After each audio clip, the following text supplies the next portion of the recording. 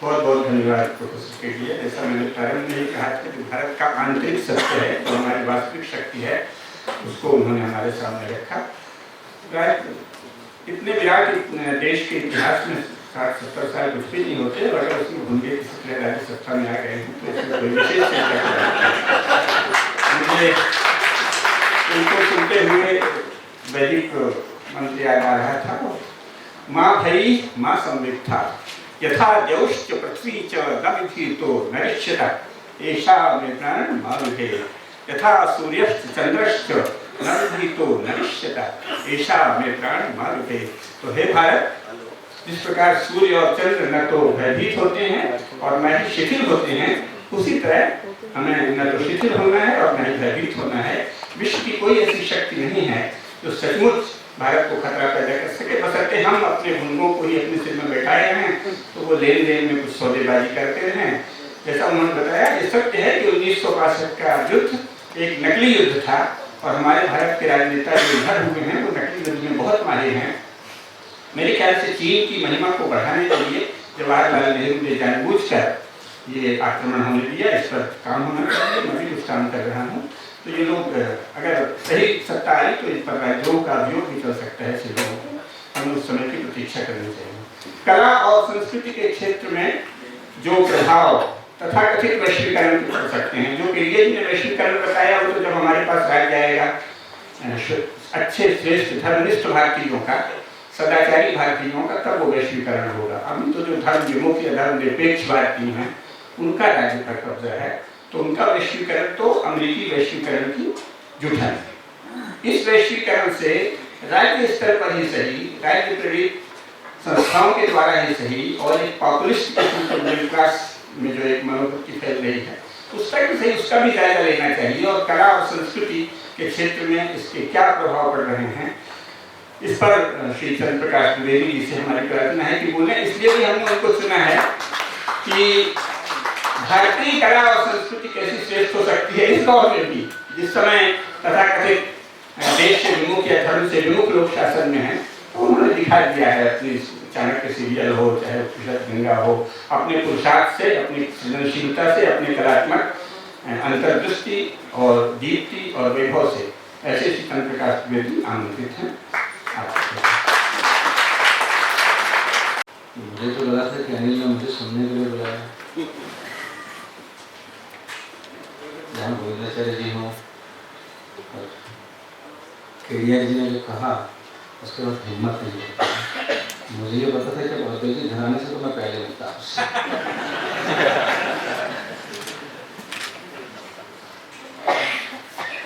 मित्रों, मैं अनिल ने जब आज मुझे पूरा विषय दिया तो मैं गूगल बाबा की शरण में गया कि गूगल बाबा, एक और होंगे गोविंदाचार्य जी, दूसरी होंगे कुसुमलता जी, कहाँ से शुरू करूं?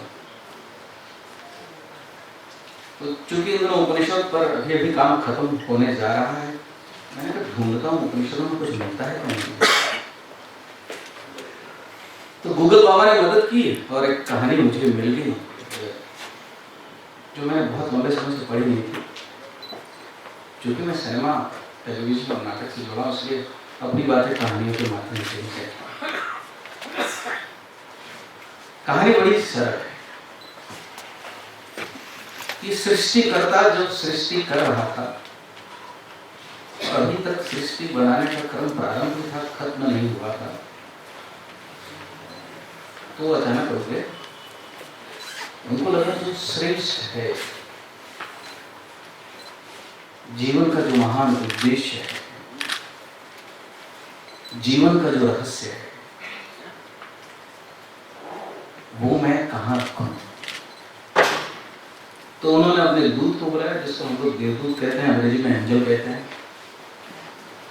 और से कहा कि इस महान रहस्य को, जो कोश है, ट्रेजर है, इसे मैं कहीं रखना चाहता हूं। तो एंजल ने कहा कि ऐसा करता हूं, आप मुझे दे दीजिए ये महान रहस्य, मैं इसे किसी पर्वत की चोटी पर रख देता हूं। तो सृष्टिकर्ता ने कहा कि नहीं, मनुष्य पर्वत की चोटी तक पहुंच जाएगा, वो रहस्य उसके हाथ लग जाएगा। फिर दूत ने कहा तो ऐसा करिए, मुझे ये दे दीजिए, मैं इसे किसी रेगिस्तान में छुपा देता हूँ। सृष्टिकर्ता ने कहा कि नहीं, ये रेगिस्तान में भी पहुंच के ढूंढ लेगा। फिर दूत ने कहा कि ऐसा करिए, आप मुझे दे दीजिए इस रहस्य को, मैं इसे ब्रह्मांड में कहीं छुपा देता हूँ।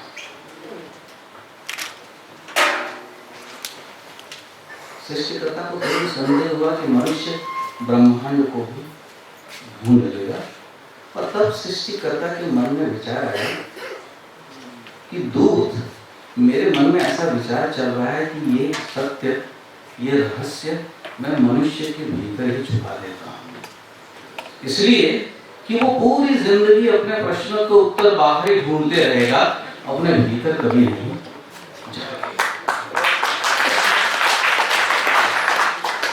और साथियों, ये हमारी समस्या आज की भी है कि वो अपने तमाम प्रश्नों के उत्तर बाहर ढूंढ रहे हैं, और इसके लिए कई बार हम लोग दूरबीन बनाते हैं कि दूर देखेंगे हमारे प्रश्नों के उत्तर हैं, कई बार खुर्दबीन बनाते हैं, माइक्रोस्कोप बनाते हैं, लेकिन सच्चाई है कि भीतर का रास्ता हम लोग देखते ही नहीं है। और इसीलिए कई बार हम लोग को लगता है कि संकट है, संकट है, संकट है। मैं सिनेमा का आदमी हूँ, मेरा क्या संकट है? तो मुझे लगता है ये संकट हम सभी का है। हम एक ऐसे मोड़ पर आकर खड़े हो गए हैं जहाँ एक और हम अतीत जीवी, हमें अपने अतीत पर बहुत गर्व है कि हम एक महान परंपरा के वाहक हैं, प्रतिनिधि, और दूसरी ओर हमें ये नहीं समझ में आ रहा है कि उस महान परंपरा को हम कहाँ ले जा रहे हैं।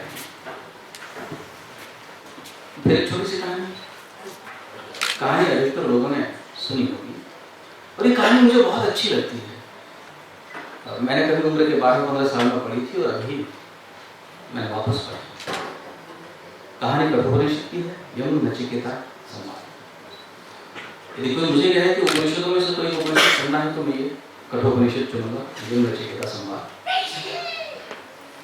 कहानी आप सब जानते होंगे कि वाजस्रवस, ऋषि वाजस्रवस सर्व जीत लेके करते हैं कि अब मैं स्वर्गारोहण करूंगा, सारे मोह के बंधन काट दूंगा, नो डिजायर्स, मेरी कोई इच्छाएं अब शेष नहीं है, मैं सर्व जीत यज्ञ करूंगा, और मेरे पास जो कुछ है सब दूसरों को दे दूंगा। कहानी आप जानते हैं कि उन्होंने बांटना शुरू किया, और बूढ़ी बूढ़ी गायें जो जीवन भर जितना दूध दे सकती थी दे चुकी है, जितना घास खा सकती थी खा चुकी है, दे रहे हैं। तो मुझ जैसे फिल्मकार को ये बात समझ में आती है कि बूढ़ा होने के बाद भी आदमी बदमाशी नहीं चाहता है, अभी भी उसका मोह बचा रह गया, वो अपने बेटे नचिकेता के लिए बचा रहे हैं। नचिकेता ये देख रहा है, वो अपने पिता के इस व्यवहार पर बड़ा दुखी है कि मेरे पिता जब सब कुछ छोड़ने को तैयार हैं, तो ये बूढ़ी गाय किसके लिए बचा रहे हैं? तो जैसा आप जानते हैं, वो अपने पिता से एक बार पूछता है, 2 बार पूछता है, तीसरी बार पिता क्रोधित हो जाता है कि ये सच मुझसे क्यों पूछ रहा है। तब वो कहते हैं मृत्यु काम ददा, मैं तुझे मृत्यु को देता। अभी मैंने पढ़ा कि अथर्ववेद में मृत्यु आचार्य को भी कहते हैं। खैर जो भी कहानी हो, हम सब जानते हैं वो यम के यहाँ गया, यम द्वार पर गया, 3 रात उसने यम द्वार पर प्रतीक्षा की, अंत में उससे यम की मुलाकात हुई, और फाइनली यम उसे 3 वर देते हैं। मुझे बड़ा अच्छा लगा जब मैं उस प्रसंग पर पहुंचा। पहला वर हो गया, दूसरा वर हो गया, तीसरे वर में वो आके कहता है कि मैं जीवन का रहस्य जानना चाहता हूं, सच क्या है, क्या इस जीवन के बाद कोई दूसरा जीवन है? और इस प्रश्न में बहुत सारे प्रश्न छुपे हुए थे जो नचिकेता हमारे लिए पूछ रहा था। यम परेशान, ये लड़का छोड़ तो नहीं रहा, और यम उसको बहुत सारे प्रलोभन देते हैं कि तुमसे जो जानना चाहता है जान, मगर सच मत पूछ। और मित्रों, कभी मौका मिले तो कठोपनिषद देखिए, तो उसमें लंबी चौड़ी सूची है कि यम उसको क्या क्या ऑफर करते हैं। उसमें मुझसे जितनी तू भूमि चाहता है मांग ले, राज्य मांग ले, संपदा मांग ले, हीरे जवाहरात रत्न मांग ले। तब वो लड़का कहता है कि न वित्ते न तर्पणीयो मनुष्य, मनुष्य के धन की प्यास कभी नहीं बुझती। आज आपको मुझे यम ये सवाल करे तो हम क्या कहेंगे? हम कहेंगे जितना दे सकते हो देते जाओ, मैं देते जाऊंगा। वो लड़का कहता है कि न वित्ते न तर्पणीयो मनुष्य, ये सब अस्थायी है। और प्रलोभन कि वे स्त्रियां जो मनुष्यों के भाग्य में नहीं हो सकती, मनुष्यों के लिए दुर्लभ है, मैं वे स्त्रियां भी तुझे देता हूं, परंतु तू सच मुझसे मत पूछ। तब वो नचिकेता कहता है कि ये सारे नाच गान भोग ये सब अस्थायी है, मुझे तो वो सच जानना है। उसी प्रक्रिया में मित्रों श्रेय और प्रिय का मार्ग और आत्मा रथ रथी ये सारी बातें आती हैं। मैं ये कहानी क्यों कह रहा हूं? मैं ये कहानी इसलिए कह रहा हूं कि जो समस्या नचिकेता के सामने उस समय थी, वो समस्या आज हमारे सामने बहुत बड़ी हो गई है। कैसे बड़ी हो? यह कहता कि जीवन में दो मार्ग हैं, श्रेय का मार्ग, प्रिय का मार्ग। श्रेय का मार्ग कल्याण का मार्ग, प्रिय का मार्ग वह जो प्रिय है, लेकिन जो प्रिय है वो जरूरी नहीं है कि श्रेय सत्य का कल्याण का मार्ग हो। और उसके आगे जाके कहते हैं कि ये शरीर रथ है, आत्मा रथी है, बुद्धि सारथी है, इंद्रियां घोड़े हैं और इंद्रियों के विषय चरागाह है। अब मैं सिनेमा का विद्यार्थी, मैं जब कभी इस रूपक को देखता हूं तो मेरे मन में एक विचार उठता है कि 5000 साल पहले जब भी ये कहानी लिखी गई होगी तो उसके सामने वे चरागाह कैसे होंगे, विषयों के वे आकर्षण कैसे होंगे। इसलिए कि 2013 में मैं जैसे ही इस कमरे से बाहर निकलता हूं, मेरे चारों ओर आकाश पर सिर्फ होर्डिंग्स ही होर्डिंग्स दिखाई देते हैं। ये खरीद लो, ये पहन लो, ये सुन लो, आपका जीवन खतरे में है, जल्दी से जल्दी लाइफ इंश्योरेंस ले लो, अगले पल आपकी मौत हो सकती है, आप स्कूटर ऐसे न चलाएं, आप ये ही खाएं, आप ये ही, जो पत्नी से करें प्यार वो ये खरीदें, जो बात बातों से न बने वो इस चॉकलेट से बन जाए। लगातार आप पर ऐसे बिंबों का आक्रमण हो रहा है जैसे घर से आप बाहर कदम। मैं मुंबई में रहता हूँ और मेरे लिए आसमान देखना बड़ा मुश्किल हो जाता है। मैं अपने घर से बाहर देखता हूँ तो मुझे एक आकर्षक सुंदर महिला और उस महिला के साथ कोई एक प्रोडक्ट दिखता है। विषयों के चरागाह जो हैं वो बहुत बड़े होते जा रहे हैं और पहले वो बाहर थे, अब वो माइंड स्पेस में आते जा रहे हैं। वो माइंड स्पेस कहाँ है? पहले दुकानें बाहर हुआ करती थी और कोई फेरी वाला फेरी लगाता था कि ये ले लो, वो ले लो, खरीद लो। अब कॉर्पोरेट आपके घर में, आपके बेडरूम में, आपके ड्राइंग रूम में घुसकर रोज फेरी लगाते हैं, ये टूथपेस्ट ले लो, ये पाउडर ले लो, ये गोरा होने की क्रीम ले लो, और हर पल हम उससे लड़ते जा रहे हैं। पहले एक समाज में एक दुकान, एक बाजार होता था और स्थिति ये आ गई है कि पूरा का पूरा समाज एक बाजार हो गया है।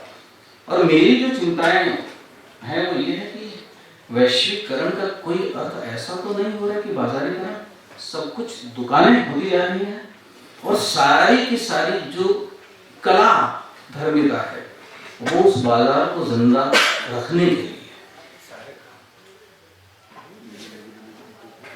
मुझे हैरानी होती है कि जब नीतियां बनी भारत की आज़ादी के बाद तो जो मुझे समझ में आया था कि शिक्षा, प्रसार और प्रचार देश के सामने सबसे बड़ी प्राथमिकता थी शिक्षा की। उसके बाद हमको लगा था कि प्रसार माध्यमों का विकास और लोगों तक सूचनाएं जाएं और बाद में प्रचार, मनोरंजन, उसके लिए स्थान। कई ध्वंसवर्षीय योजनाएं हुई, उसके बाद देश को लगने लगा कि नहीं, प्रसार ये हमारी प्राथमिकता होनी चाहिए, इंफॉर्मेशन लोगों तक पहुंचनी चाहिए, और उसके बाद शिक्षा, और बाद में प्रचार या मनोरंजन। पिछले 20 सालों में वे प्राथमिकताएं एकदम बदल गई है। अब पहली प्राथमिकता है मनोरंजन, प्रचार। मनोरंजन के साथ जो मनोरंजन करवाते हैं वे अपनी पूरी कीमत आपसे वसूलते हैं, जिसको एडवर्टाइजिंग कहते हैं।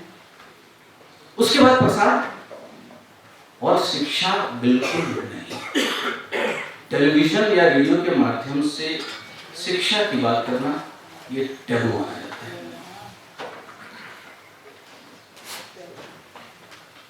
इसलिए कई बार सिनेमा के क्षेत्र में जब भी हम लोग बात करते हैं तो हम लोग हमेशा अक्सर कहते हैं कि सबसे महंगा ये माध्यम है और ये व्यवसाय। पहले जो हम इसे कला का माध्यम कहते थे, अब वो स्पेस भी खत्म हो रहा है। अब सिनेमा को लोग कला का माध्यम मानने के लिए तैयार नहीं है। इसलिए जब हमने एक ऐसे क्लब का भी निर्माण कर लिया जो 100 करोड़ का क्लब कहा जाता है, मेरी फिल्म अच्छी है बुरी है ये महत्व की नहीं है, मेरी फिल्म 100 करोड़ के क्लब का हिस्सा है। और ये एस्पिरेशन अधिकतर निर्माताओं और निर्देशकों का है कि मेरी फिल्म उसका हिस्सा है।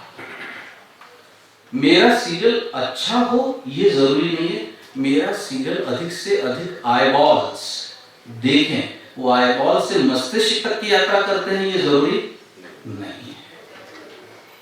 ये चुनौतियां हैं, परंतु मैं निराश भी इसलिए नहीं हूं कि जब उपनिषदों पर मैंने काम शुरू किया 4 साल पहले, तो मुझे लगा था कि ये एक ऐसा प्रयास है जिसे लोग नहीं देखेंगे।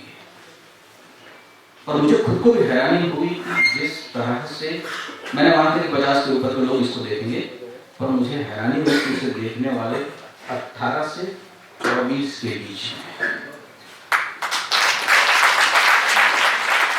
और वे अपने इतिहास को फिर से नए सिरे से देखना चाह रहे हैं, उसके बारे में पूछ रहे हैं, और अभी खत्म हो गया उसके पहले ही ईमेल फेसबुक के द्वारा वो अपनी चिंताएं भी अभिव्यक्त करते जा रहे हैं कि कैसे ये जारी रहे। ये हमारी सबसे बड़ी चुनौतियां हैं। मैं एक चैनल के लिए जब काम करता था तो मैं एडवर्टाइजिंग से बहुत लड़ता था। मैं इसलिए कि एडवर्टाइजिंग एक भ्रम है। आप एक बहुत सुंदर विश्व की रचना करते हैं उनके सामने, बहुत अच्छे बिंब की रचना करते हैं, और आपका ये संसार ऐसा होगा। मैं हमेशा उनसे कहता था कि मुझे इस संसार से कोई आपत्ति नहीं है, पर मैं एक उन्हें अल्टरनेटिव भी देना चाहता हूँ। उन्होंने मुझे पूछा कि क्या कहना चाहते हैं आप? मैंने कहा जब आप एक चॉकलेट के एडवर्टाइजमेंट करते हैं, जिसको मैं बिल्कुल कमर्शियल एडवर्टाइजिंग मानता हूँ, तो मैं चाहता हूँ कि कोई ऐसी एक एडवर्टाइजमेंट भी हो कि चॉकलेट का पर्याय गुड़ भी उतना मीठा हो सकता है। अगर ये भी हम कर लेते हैं तो हम समाज के लिए बहुत बड़ा काम करेंगे। इसलिए कि हम सिर्फ समाज के लिए एस्पिरेशंस, इच्छाएं, कामनाएं ही तैयार ना करें, बल्कि आपके पास इसके पर्याय आपके घर में सहज रूप से उपलब्ध हैं। परंतु आपको जानकर हैरानी होगी, मुझे मेरे चैनल के साथियों ने कहा कि doctor, you are talking like an editor of a newspaper. They write editorial but nobody reads editorial. वो एडिटोरियल लिखते हैं, उस एडिटोरियल को कोई पढ़ता नहीं है। सो एक छोटी सी बात कह के मैं अपनी बात समाप्त करूंगा कि कहाँ चुनौती है। मैं पहली बार बनारस 2006 में गया।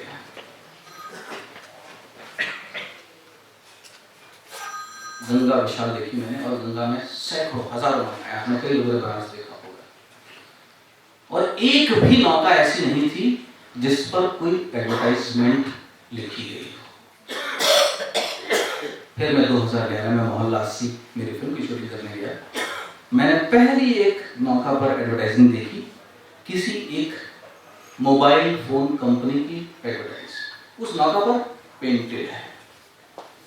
फिर मैं 1 साल बाद उसी फिल्म का गाना शूट करने गया, मैंने फाइनेंस कंपनी की एडवर्टाइजमेंट देखी। और अब आप जब अगली बार बनारस जाएंगे तो आप देखेंगे कि जो नौकाएं गंगा के जल में तैर रही हैं, उस पर हजारों एडवर्टाइजमेंट आपको दिखेंगी। थोड़े दिनों में ऐसा होगा कि गंगा में आप चलती फिरती एडवर्टाइजमेंट ही देखेंगे। गंगा के वो घाट जिसको आप अपनी आध्यात्मिक ऊर्जा का केंद्र मानते थे, वो किसी टेलीफोन की दुकान के लिए होगी, किसी का पिज्जा हट होगा, यानी धीरे धीरे जो आपकी प्रेरणा के, आपके आध्यात्मिक ऊर्जा के केंद्र थे, वे बाजार में बदल रहे हैं। और मैंने अपने एक आदरणीय श्रद्धेय मेंबर ऑफ पार्लियामेंट से भी कहा, उनके ध्यान में लाया तो उन्होंने कहा, अरे क्या बात करते हो, ये नहीं करेंगे तो खाएंगे क्या? यानी हमारे पास कोई अल्टरनेटिव उनके लिए नहीं है, या उनको इस बात के लिए हम आगाह नहीं कर रहे हैं कि भविष्य में जो भी व्यक्ति बनारस जाएगा, या मैं बनारस एक मेटाफर के उदाहरण के तौर पर दे रहा हूँ, कि पूरा देश इस तरह के विषयों का चरागाह बनकर रह जाएगा, और इस देश के नागरिक एक उपभोक्ता होंगे और देश एक बाजार होगा। तो यदि मैं हमेशा कहता हूँ, अनिल से मैंने कहा कि ऐसा तो नहीं कि हम सब आज सोल्यूशन देने वाले हैं, बोले नहीं, हम लोग सोल्यूशन न दें, हम लोग रोग को भी पहचान लें तो शायद उसके उपाय के रास्ते ढूंढ सकेंगे।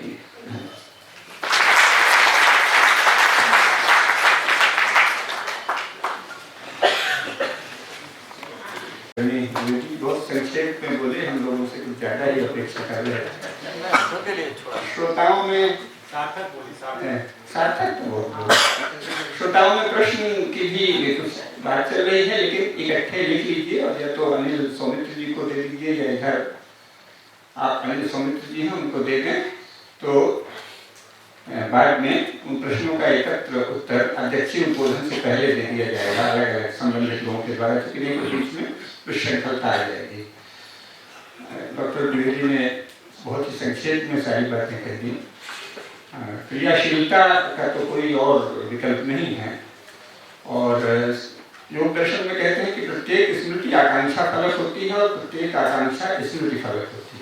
अर्थात अगर हमने स्मृतियाँ डेली रहें अपने किसी श्रेष्ठ पुरुषार्थ की या श्रेष्ठ धर्म की, तो हमारी आकांक्षा भी वैसी ही होगी, और अगर हमने स्मृतियाँ भी खो दी अपना जो श्रेष्ठ उसका, तो फिर आकांक्षा दबती चली जाएगी।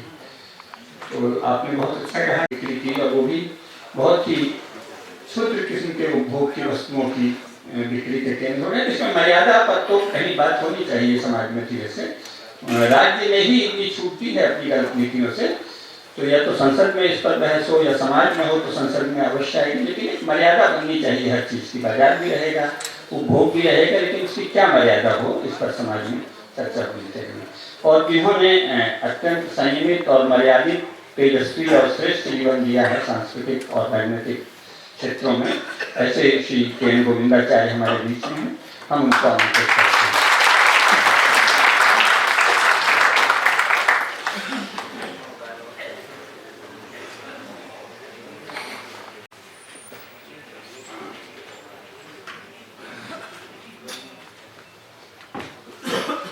ओम वसुदेव सुतं देवं कंसचाणूरमर्दनं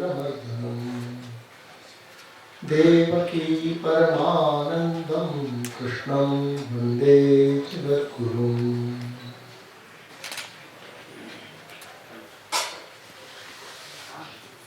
मंच पर विराजमान स्वनामधन्य श्रेष्ठ महानुभाव, यहाँ से उपस्थित वरिष्ठ जन, मातृशक्ति और साथी,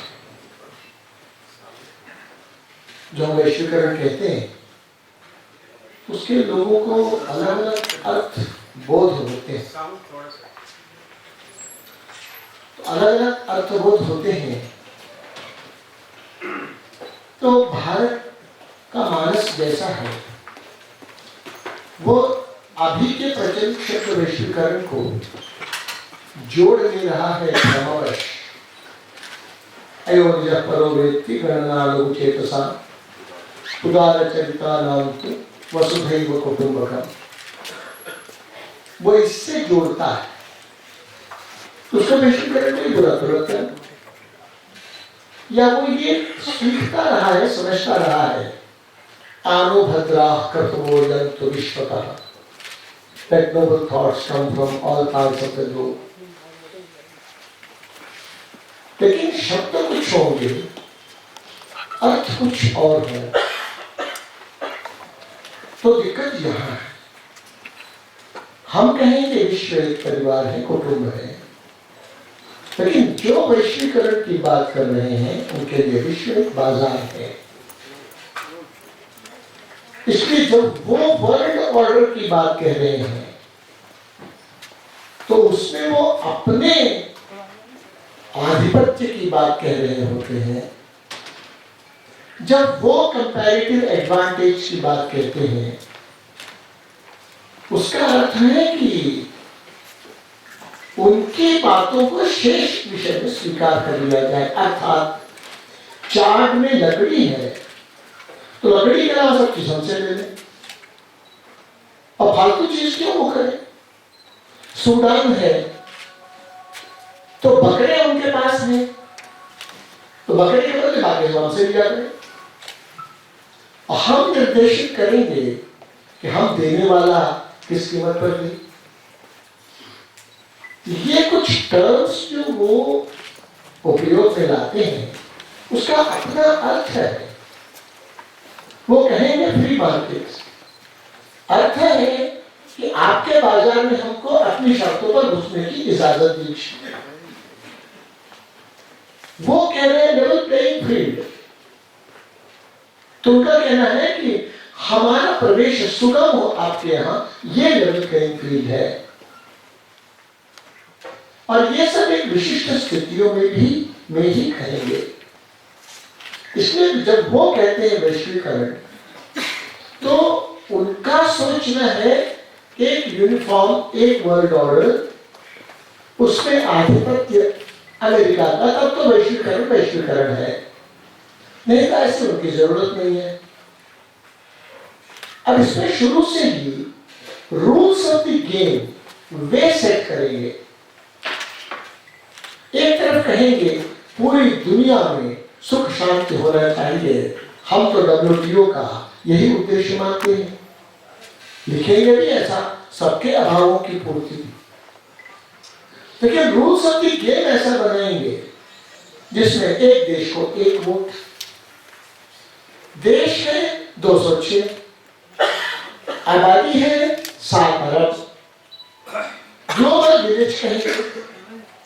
तो ग्लोबल विलेज में आप 7 अरब लोगों के योगक्षेम की बात करिए ना, नहीं, 206 देश, एक देश को एक वोट। तो 125 करोड़ के भारत को भी एक वोट और 26,000 आबादी के देश को भी एक वोट। ऐसे 125-150 देश जो 1 करोड़ से कम है उनको मैनिपुलेट कर लेना उनके लिए संभव है। इसलिए वो नियम बनाएंगे, ये नहीं कि 1 करोड़ पर एक वोट, कुल 700 वोट रहेगा तो भारत को 125 वोट, 130 वोट चीन को, ये नहीं होगा।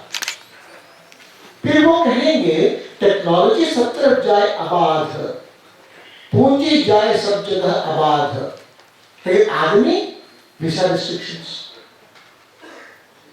तो वीसा रिस्ट्रिक्शंस भी रहेगा, पूंजी जरूर जाएगी। क्यों? क्योंकि उस पूंजी से पैसा खींचता है इस नीति का, वो लाभ लेंगे। ये मैं इसलिए कह रहा हूं भूमिका के नाते कि मित्रों, वैश्वीकरण ये जो शब्द उपयोग में लाया है इसके अलग अलग चरण होंगे। एक 2000 साल पहले से पहले, जैसे कुसुम जी ने कहा 45-50 साल पहले तक, 1000 साल पहले तक, ठीक एक प्रकार की दुनिया। 2000 साल से विशेष इनमिकल इंटरैक्शन, झगड़ा लड़ाई जब शुरू हुआ, चलो वो थोड़ी बहुत रही 1000 साल तक। अब ईसा के बाद के 1000 AD से आप देखेंगे तो लगातार भारत पर हमले होते गए। अब भारत पर हमले हुए, हम माने कि वो तो हमारे ही बंधुओं के हमले थे, बात ठीक है, लेकिन परधर्मावलंबियों के हमले थे। फिर हमारे ही बंधुओं के द्वारा यहाँ 2 हत्याएं होने लगी थी, यहाँ मंदिर तोड़े जाने लगे थे। इस रियलिटी को ध्यान में लेंगे तो इससे खराब चरण आता है जब विशेष प्रकार की चालाकी का, शोषण और अत्याचार का सिलसिला पूरे दुनिया में और भारत पर भी होता है। ये वैश्वीकरण का एक और दौर है। मैं केवल ये कहना चाहता हूँ, एक दौर 2000 साल पहले इसमें हम थे, बात बिल्कुल सही है कुछ थी। हम ही ने यूरोप के लोगों को या इंग्लैंड के लोगों को सूत और रेशम बताया कि क्या होता है। सही है। उसमें पूरे ग्लोबल जो आउटपुट होता होगा, ग्रॉस डोमेस्टिक प्रोडक्ट जिसको कहते हैं जीडीपी, वर्ल्ड जीडीपी जो होता होगा, सच में 25% होता होगा भारत का कॉन्ट्रीब्यूशन। ठीक है, लेकिन 1000 वर्ष में फिर क्या हुआ? 1000 वर्ष भी ठीक था। 200-250 साल पहले तक भी हम सुप्रीम थे, बिल्कुल ठीक है।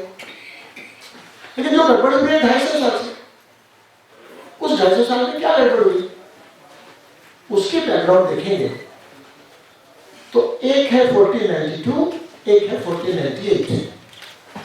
1492 में कहा गया कि कोलंबस ने अमेरिका खोजा। वहां से वो खोजा कि नहीं खोजा अलग बात। उपनिवेशवाद की नींव पड़ती है। यूरोप के सब प्रकार के रिजेक्टेड लोग वो टीटी दल की तरफ से जाते हैं। लगभग आधी आबादी आगे के 100-150 वर्षों में ट्रांसफर माइग्रेट हो जाती है। और ये जैसा एक उपनिवेशवाद हुआ तो उसके बाद पूरी दुनिया पर उसकी धमक यूं हो जाती है कि सारी दुनिया में दौर चलता है उपनिवेशवाद, हथियारवाद, सरकारवाद और बाजारवाद। ये पिछले 200-250 वर्षों का भी हम जरूर एक स्टॉक टेकिंग करें, बात सही है। टाइम स्केल हम बढ़ाएंगे हजारों साल का तो ये 200 साल बहुत कम है, लेकिन इस 200 साल में भुगतने वाले लोगों को आप देखेंगे तो ये 200 साल बहुत ज्यादा है।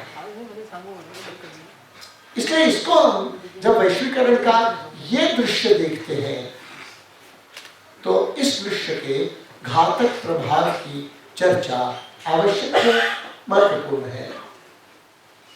और इसको अगर समझना है तो मैं ऐसे ही कुछ किताबें आपको बताता हूं।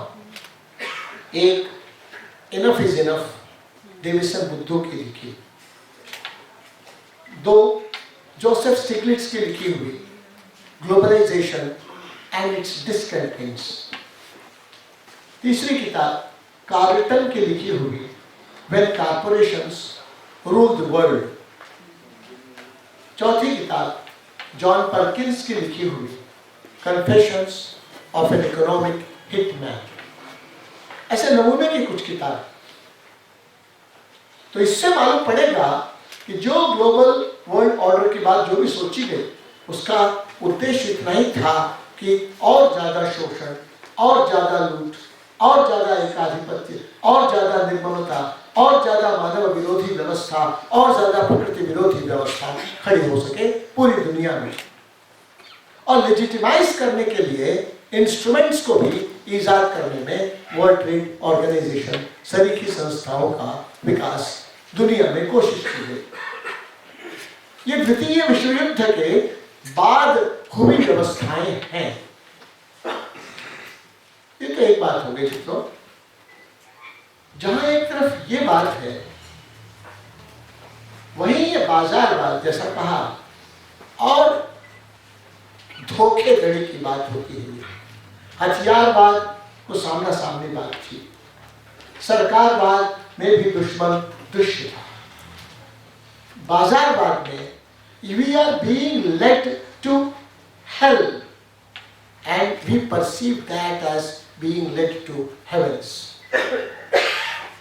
इसमें से डिमांड क्रिएशन, इसमें से नए नए फ्रेज कि नहीं भाई विकास होना है, कुछ को तो नुकसान होगा, और उसको लेजिटिमाइज करना, मॉरली लेजिटिमाइज करना, यह सबसे बड़ा अपराध है जिस किसी ने शब्द ईजाद किया होगा, क्रिएटिव डिस्ट्रक्शन। कुछ को तो नष्ट होना ही है। Those who cannot reform, they should perish। माने पेरिश होना। तो competition yes, compassion no. Those who are weak, तो मार्क्स न्याय से भिन्न कौन सा न्याय हुआ? ये कमजोरों को मरना ही है। तो ये इसको लेजिटिमाइज करना साइकोलॉजिकली ये सबसे बड़ा अपराध है, ये हम देख सकते हैं। डिमांड क्रिएशन की बहुत सी बातें चंद्र प्रकाश जी ने भी कहा।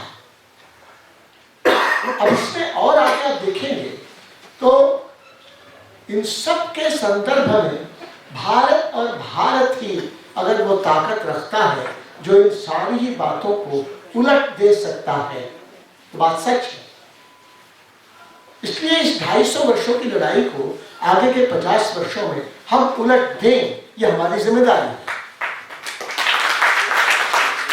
हमें क्षमता है, कुसुम जी ने हमें बताया। लड़ाई का ठीक अंदाज हमें आ जाना चाहिए, चंद्र प्रकाश जी बताते हैं। हमारी ताकत का स्रोत क्या है, तब हमको समझना होगा मित्रों। एक तो फिलॉसफी होती है। फिलॉसफी का डोमेन है जीव, जगत और जगदीश, इसका स्वरूप और इनके अंतर संबंधों की पहचान। यही क्षेत्र होता है फिलॉसफी। यह स्वयं एक कल्पना की दुनिया में मनुष्य को ले जाता है, ऐसा हम कभी सोचते हो, लेकिन ऐसा नहीं। फिलॉसफी में से ही इवॉल्व होती है आइडियोलॉजीज।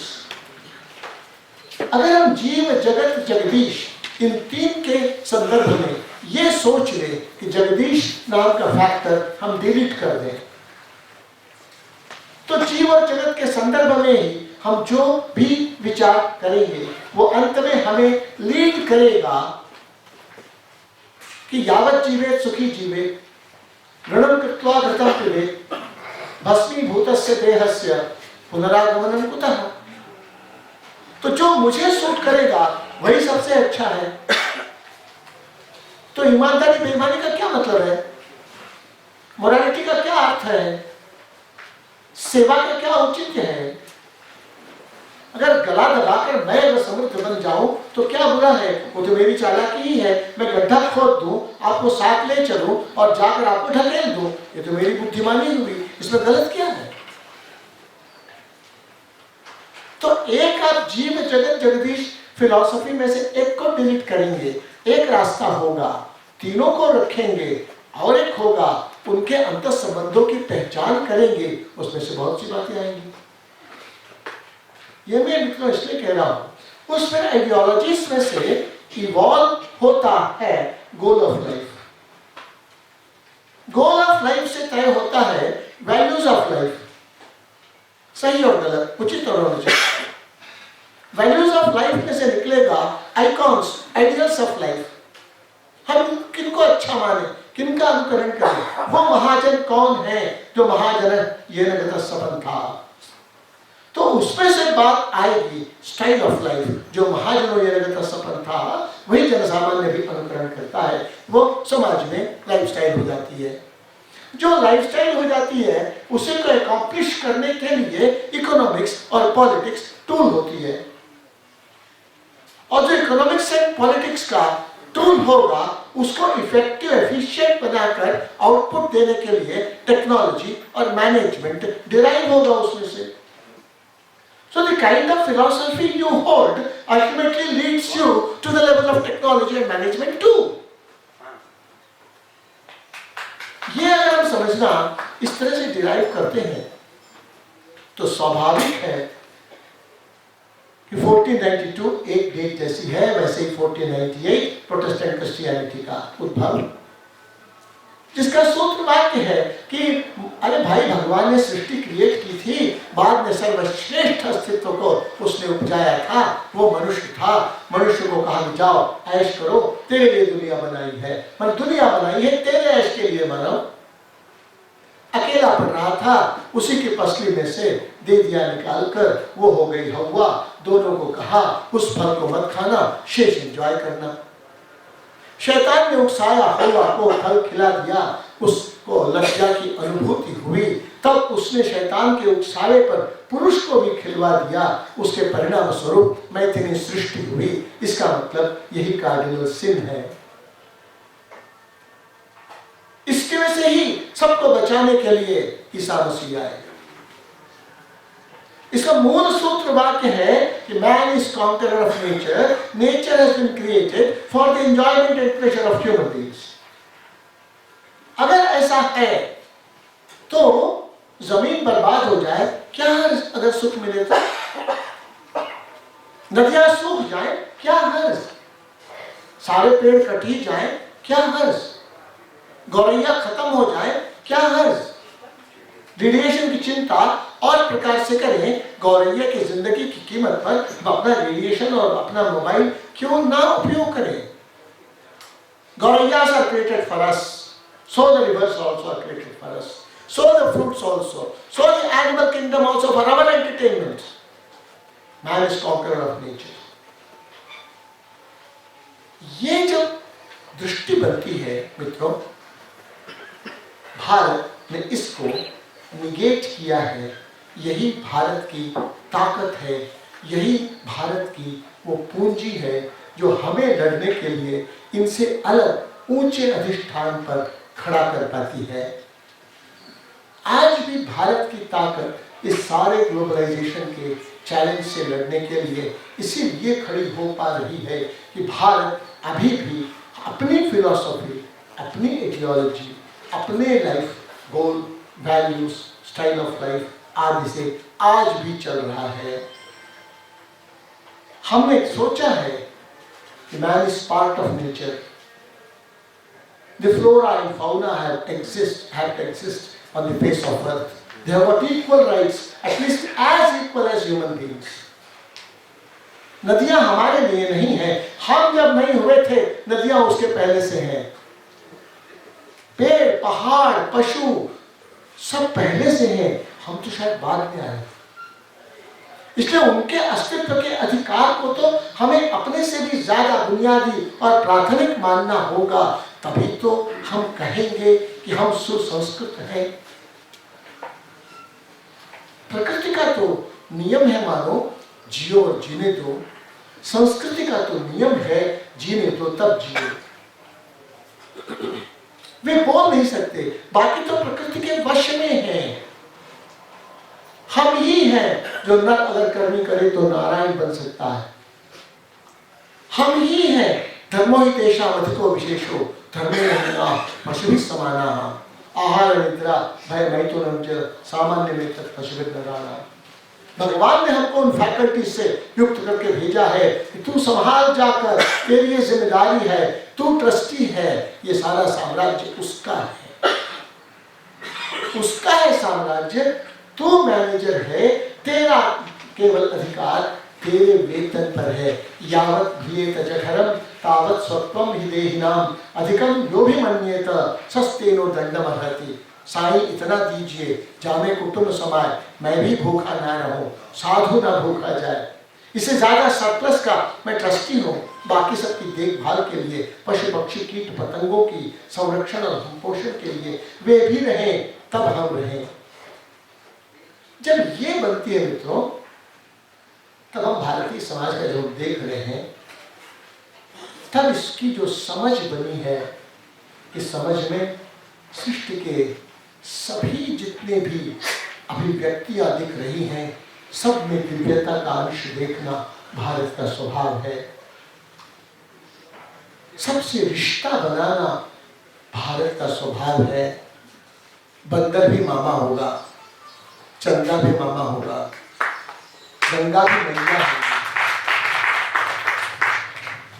तो रिश्तों से बुना हुआ समाज, एक ही अस्तित्व, एक ही सत सभी जड़ चेतन में अनुस्यूत है, ऐसी अखंड मंडलाकार सृष्टि का साक्षात्कार भारतीय मनीषा करती है।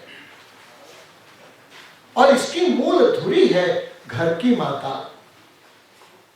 उसकी धुरी पर चल रहा परिवार, उस परिवार का ही विकसित रूप पड़ोस, परिवेश, ग्राम समाज। हर गांव स्वयं में स्वयं पूर्ण और स्वावलंबी। उसके कारण 1 लाख गांव तो कम से कम ऐसे आज भी हैं भारत में, जो कह सकते हैं कि 500-600 साल से तो हम यही हैं, कहीं हिले ही नहीं है। इसमें से परंपरा बनती है, उसमें से ही सिविलाइजेशन बना है। हम अन्यों के समान सेटलमेंट्स नहीं हैं। और ये सब अगर हम ध्यान रखें तो फिर परिवार, तो उसमें से 10 गांव पर एक बाजार, 10 बाजार पर एक मंडी, फिर बाजार वस्तुओं के मोल भाव का केंद्र केवल नहीं, सोशल इंटरैक्शन का वो एक निमित्त है। फिर सारी सृष्टि में पवित्रता का भाव। इसके कारण गांव में आई हुई ब्याह कर हर लड़की पूरे गांव की बहू, गांव में पैदा हुई हर लड़की पूरे गांव की बेटी। इसमें मातृत्व का गुण विशेष है, इसलिए वही जागृत देवी की स्थिति है उसकी। इसलिए कुंवारी लड़कियों के पैर पड़ते हैं। मित्रों, इसमें से जो समाज बनता है उसका फिर आप गौर करके देखिएगा तो देख तमाशा लकड़ी का जीवन लक्ष्य के बारे में बताता है। फिर बताता है पालना से लेकर चिता की लकड़ी तक तेरी जिंदगी है दोस्त, मुट्ठी बांधे आए थे हाथ पसारे जाओगे। उससे फिर अपरिग्रह और निरहम भावना, अरे तो बड़ा छोटा है, क्या क्या तो हो चुका, तभी तो लिखता है। जिसके बारे में भोज के बारे में कहते हैं, मामा को या किसी को चिट्ठी लिखी थी ना कि आप केवल गति के लिए मेरा प्राण लेना चाहते हैं, मालूम पड़ा तो मुझे एक बात का विश्वास बना कि जो काम मानधाता नहीं कर सके, मरकर ले नहीं जा सके, राम नहीं कर सके और नहीं कर सके और मनुष्य नहीं कर सके, आप करने वाले ऐसा लगा, इसलिए आप जहां कहिए मैं प्राण देने के लिए चला आऊंगा। तो मित्रों, ये सारा बुना हुआ है लोगों के मगज में, मिजाज में। इस आधार पर भारत की ताकत है, एक मुझे ये कहना है, और इस आधार पर भारत चला है, अभी भी है।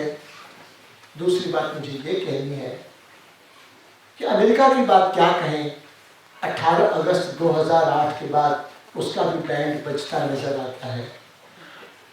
जैसे 1989 में पेरेस्ट्रोइका और ग्लासनोस्ट के बाद सरकारवाद का बाजा बज गया था, वैसे 2008 की महामंदी के बाद अमेरिका और उससे लेग जो और देश हैं उनका बाजा बजता नजर आ रहा है। लौटने का रास्ता उनका बंद हो चुका है, ऐसा भी नजर आता है। क्यों? भारत तो अभी भी परिवार के आधार पर है। इसलिए वे लोग जो नहीं कर पाए, सोशल सिक्योरिटीज नेटवर्क नहीं कर पाए, वे लोग कंज्यूमर प्रोटेक्शन नहीं कर पाए, फ्रॉडुलेंट बातों से निपार नहीं पाए, जीवन में संयम को साध नहीं पाए, इन सब के कारण वो जो कमजोर पड़े हैं मित्रों, भारत आगे का इन राष्ट्र रहेगा। भारत का जीवन परिवार पर आधारित, बचत की ओर उन्मुख, आगे के 4 साल का सारा खाना खुराक खत्म कर चुके होंगे अमेरिका के लोग, दुनिया के सबसे कर्जदार देश बन गए होंगे। भारत में बचत 28%, 29%। बहुत बड़े अर्थशास्त्री कहा करते हैं भारत के इंफ्रास्ट्रक्चरल डेवलपमेंट की रिक्वायरमेंट्स के लिए किसी एफडीआई की जरूरत नहीं है। भारत में पूंजी निर्माण की अपनी विधा है, हाउस होल्ड सेविंग्स, दुनिया में कहीं नहीं। हमारे पॉइंट्स ऑफ स्ट्रेंथ है, हमारे यहाँ फ्रूगल लिविंग को प्रधानता दी है, हमारे यहाँ वेस्टफुल एक्सपेंडिचर को अच्छा नहीं माना गया है। खाना भी बर्बाद न हो इसकी हिदायत माँ दिया करती है, बेटा बर्बाद न करो, आज पानी ज्यादा करोगे कल तुझे पानी नहीं मिलेगा। सब में दिव्यता का भाव इसी से सुरक्षित हुआ है। और बाजारवाद का अगर आप नजरिया देखते हैं तो कमोडिफिकेशन, डिजिटलाइजेशन, इतने पर सबको समेट दिया। भी अगर कमोडिफाई ही होगी तो उसकी सुरक्षा की स्थिति क्या बनेगी?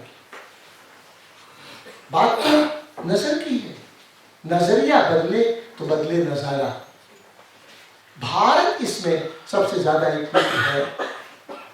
एक समय था जब फिनेंशियल कैपिटल का जोर था, उसके पहले का समय था जब टेक्नोलॉजिकल कैपिटल का जोर बढ़ा था। सरकारवाद के जमाने में लेबर कैपिटल का जोर बढ़ा था। मित्रों, आगे जो युग है आने वाला वो कल्चरल कैपिटल का युग है। Cultural capital is equal to social capital plus cultural traditions.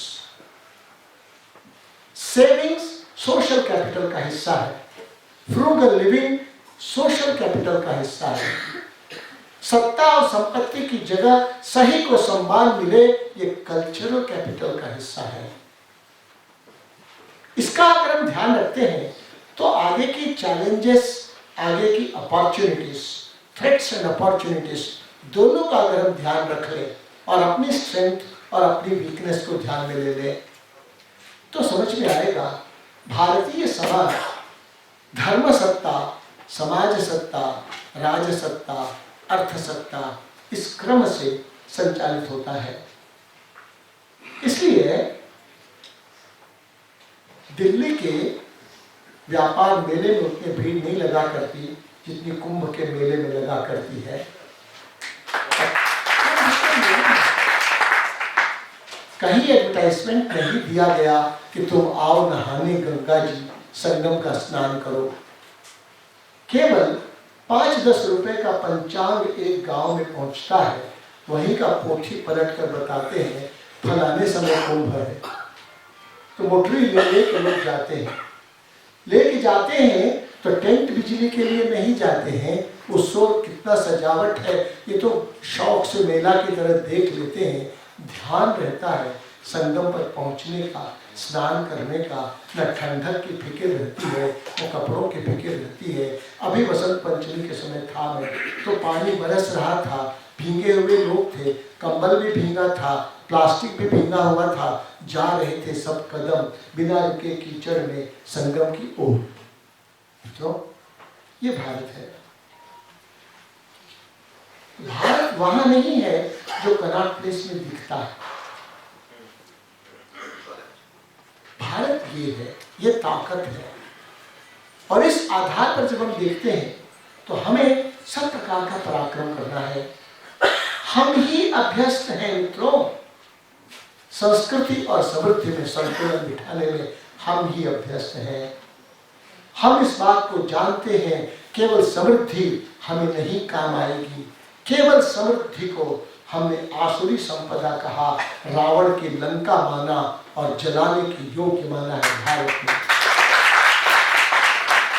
हमने केवल संस्कृति को भी केवल कंगालीपन के नाते स्वीकार करना नहीं चाहा। सुदामा को स्नेह दिया, सुदामा को आदर्श नहीं माना। कृष्ण को आदर्श माना, सुदामा को नहीं। संस्कृति की प्लेट पर परोसी हुई समृद्धि हमें ग्राह्य है। संस्कृति की प्लेट के बगैर समृद्धि का रस तो नीचे कीचड़ में जाएगा। हम इस बात को रियलाइज करते हैं भारत के लोग, इसलिए इसका संतुलन हमें है। भारत में सभ्यता का आधार नैतिकता है, संस्कृति का आधार आध्यात्मिकता है। इसलिए we are endowed with those qualities and therefore with responsibilities to steer the world in the coming era. और ये अगर करना है तो आज की जितनी स्थितियां हैं जो बताया गया, उस ग्लोबलाइजेशन का असर मित्रों इकोनॉमी, कल्चर, पॉलिटिक्स पर भी है, सोसाइटी पर भी है। पॉलिटिक्स में धीरे धीरे आर्थिक ताकतों का जोर बढ़ा है, देशी विदेशी घोटाले तो उसके कुछ कुछ घटनाएं हैं केवल, उसकी गहराई हमको अभी जानना शेष है। और किस किस को रोया जाए, किस किस को टारगेट बनाया जाए। तो डेमोक्रेसी ही विकृत होकर क्लेप्टोक्रेसी बन रही है, कॉकस तंत्र बन रहा है। कारपोरेटोक्रेसी बन रही है, उद्योग घराने नीतियां बदल जा रहे हैं।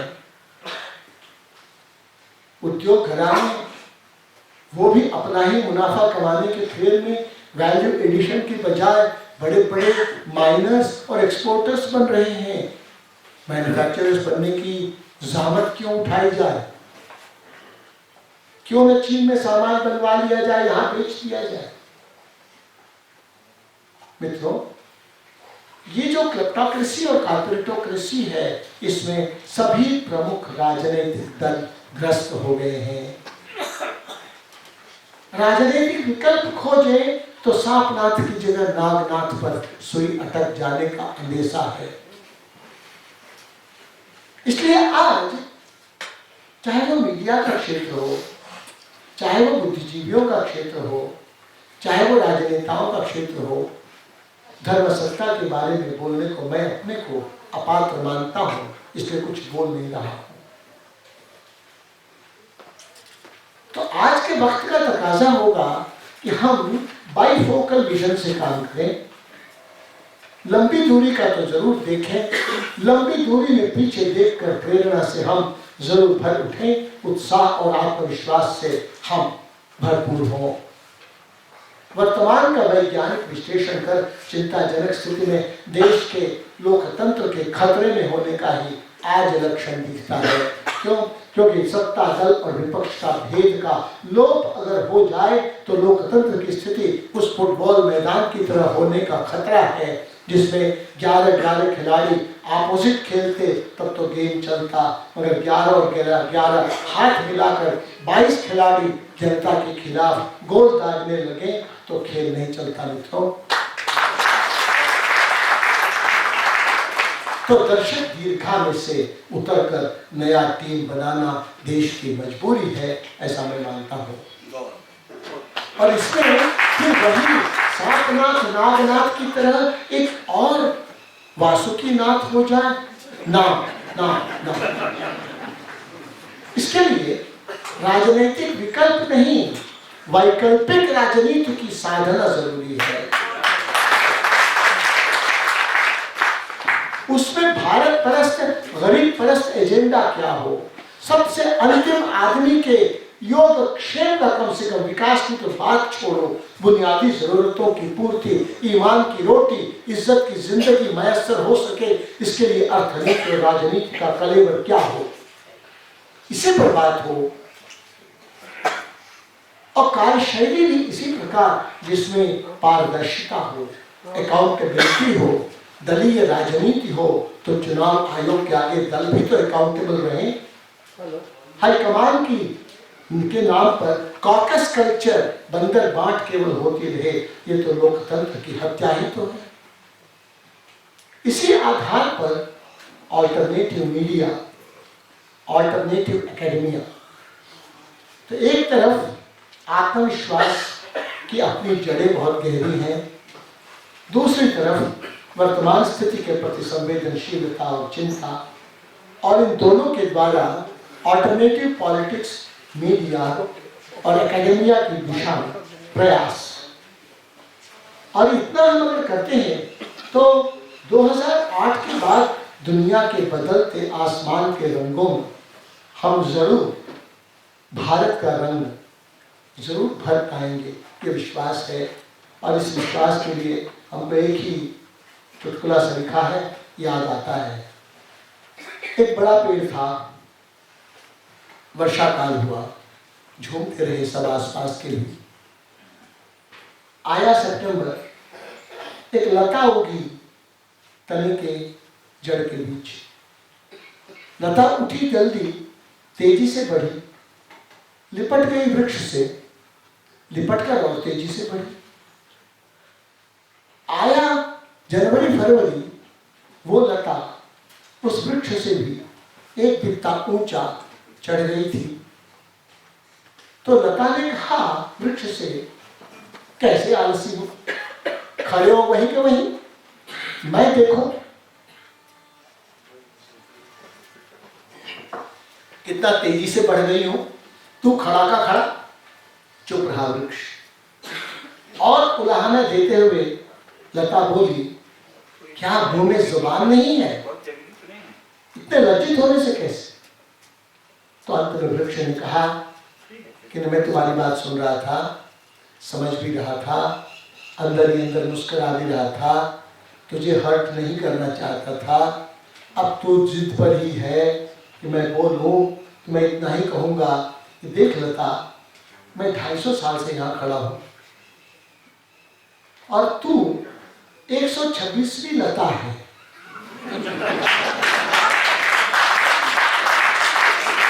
मैं खड़ा देखता हूं, ऐसी तुम्हारी शरीर की लता आती है, लिपटती है, बढ़ती है, मुझे ही वो उलाहना देती है, मुझे ही वो अविकसित कहती है, मैं सुन लेती हूँ उसको। भारत में इस वृक्ष के नाते जीने में मैं आस्था और विश्वास रखता हूँ। इसलिए इन स्थितियों को आगे बढ़ाकर भारत अपने स्थान पर पहुंचेगा, ये विश्वास दिलाता हुआ अपनी बात पूरी करता हूं।